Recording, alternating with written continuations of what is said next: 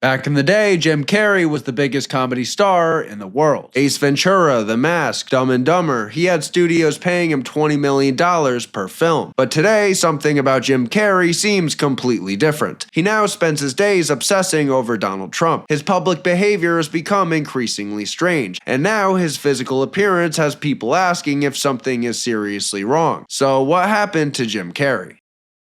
In the 1990s, Jim Carrey was the undisputed king of comedy. He pumped out hit after hit after hit all the way into the early 2000s. But around 2004, something started to change. After the success of his movie Eternal Sunshine of the Spotless Mind, Carrey's star power slowly began to fade. Movies like Fun with Dick and Jane and Mr. Popper's Penguins just didn't feel like the Jim Carrey audiences had fallen in love with. By 2013, tangible cracks in Jim Carrey's public persona were starting to appear. That year, Carrey launched into what many saw as a full-blown, unhinged gun control crusade. In March of 2013, he released a music video called Cold Dead Hand on Funny or Die. The video mocked deceased NRA President Charlton Heston and suggested that love of guns was tied to male phallus size anxiety. You're a big man with a little bitty glance, so you need something bigger with a hairpin trigger. Carrey even tweeted about the video, writing, "Cold Dead Hand is about you heartless mother unwilling to bend for the safety of our kids." And just 3 months later, Carrey publicly withdrew support for his own film, Kick-Ass 2. He tweeted, "I did Kick-Ass a month before Sandy Hook, and now in all good conscience I cannot support that level of violence." The film's creator, Mark Miller, said he was baffled by the decision, noting that everything in the movie had already been in the screenplay more than a year earlier. By 2015, Jim Carrey found himself linked to a disturbing personal controversy. Back in 2012, Carrey had begun dating a woman named Cathriona White, an Irish-born makeup artist. Their relationship was on and off, and during that time, she was still legally married to a cameraman named Mark Burton. On September 28, 2015, White was found dead at a home in Sherman Oaks, California. Pills and a note were discovered nearby. The Los Angeles County coroner later ruled her death a suicide caused by a mixture of prescription drugs. Investigators later discovered that several of the prescription drugs involved had been issued under the name Arthur King, an alias allegedly used by Jim Carrey to protect his celebrity privacy.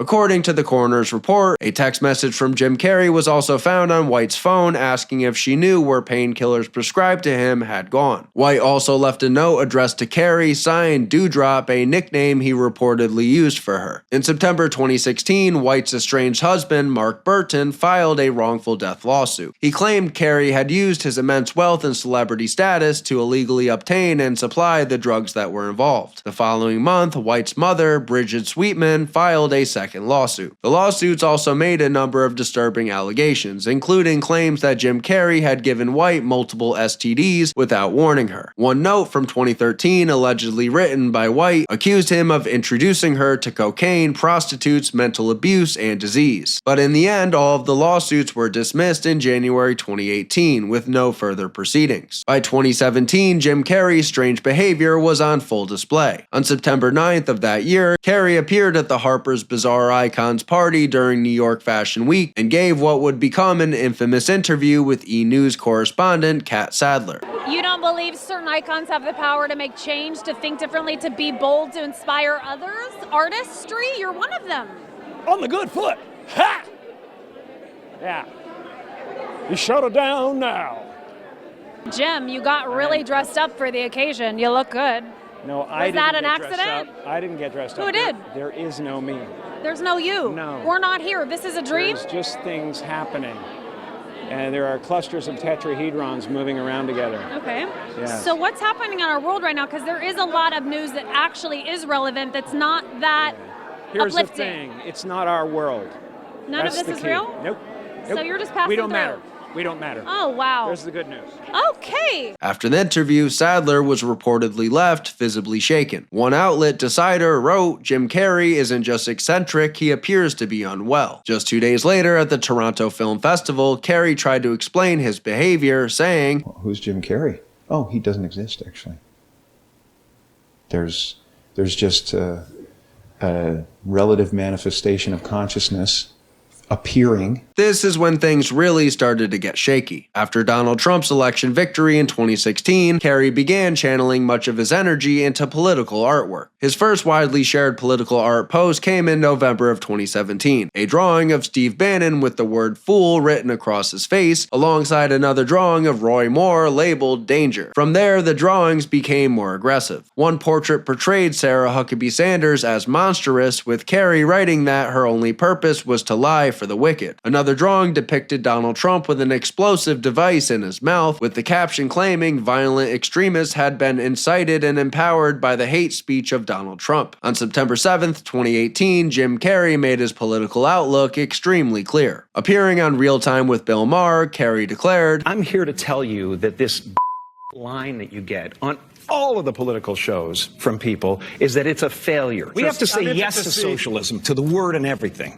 We have to stop apologizing." The comment quickly sparked backlash. One Venezuelan journalist, Laureano Marquez, publicly rebuked Carrey, pointing out the harsh realities of socialism in Venezuela. In November 2018, Carrey continued ramping up his rhetoric. Speaking at Vulture Fest in Los Angeles, he called Donald Trump a melanoma and incredibly dangerous, a threat to homeland security. He also lashed out at Republicans in general, accusing them of being the rapists of our system. "These people are raping our system," Carrey said. "They're destroying it right in front of us." He also took aim at Christians, claiming the Christian right had never been about morality, but instead about holding on to political power. On January 22nd, 2019, Carrey posted another political drawing, this time targeting the Covington Catholic students who had been unfairly portrayed as racist by CNN and other mainstream outlets. The painting was titled "Baby Snake." It depicted the students wearing MAGA hats, with the slogan altered to read "Hate Again." One of the students involved in that viral incident, Nick Sandman, later sent legal preservation letters to Carrey as a part of potential defamation proceedings. By 2020, Jim Carrey announced he was done with political artwork. "I'm not gonna waste another moment of my time with a narcissist president." What's his name again? But the break didn't last long. By March of 2020, Carrey was back to posting political cartoons. On March 24th, he released a drawing depicting